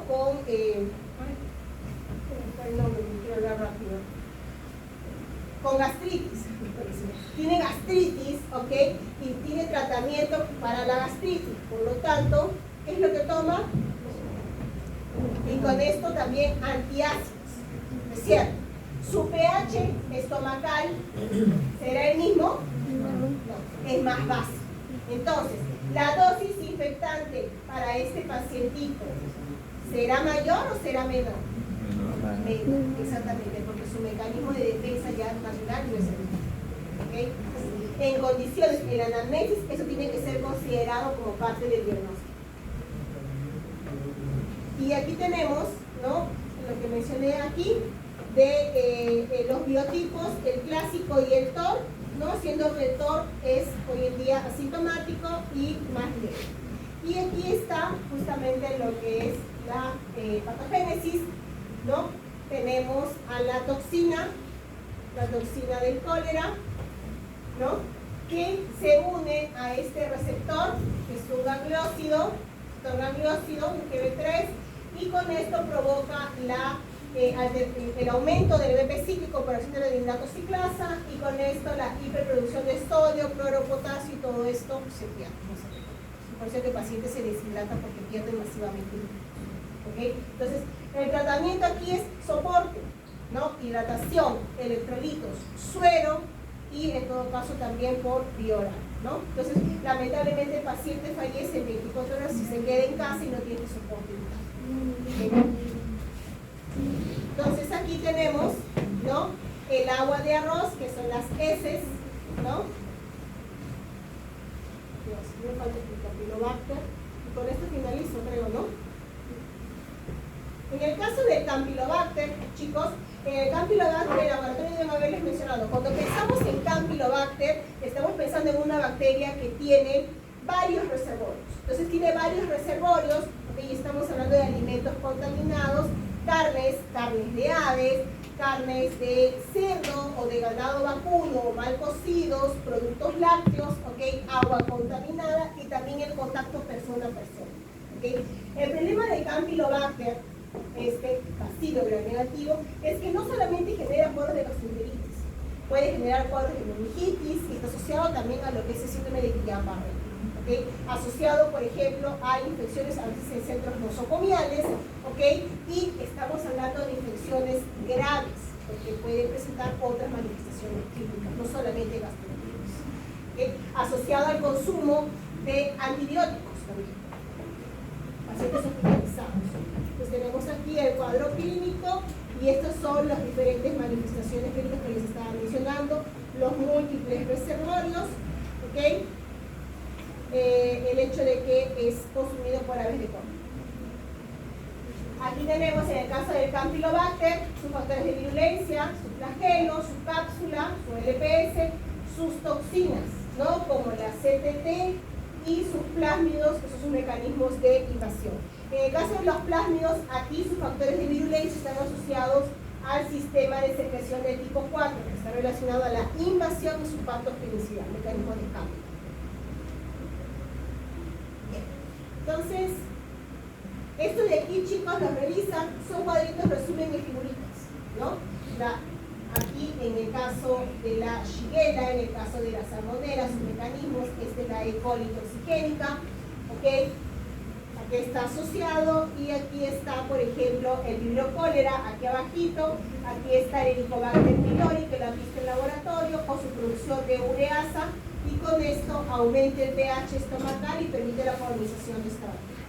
¿Okay? Y eso sería todo, ¿sí? Esa bacteria, hay algunas hojas que no tiene. ¿Cuál? Hay algunas hojas que ese bacteria no hay en el portal. O sea, yo he descargado. No. ¿Algunas qué? Algunas páginas no están. Páginas, ¿qué páginas? ¿Aquí atrás? Hay algunas, o sea, por decir la que mencionó, para ver las figuritas, eso. No mencioné ninguna. Eso por decir no hay. No, esto de aquí no está en la clase que está colgada.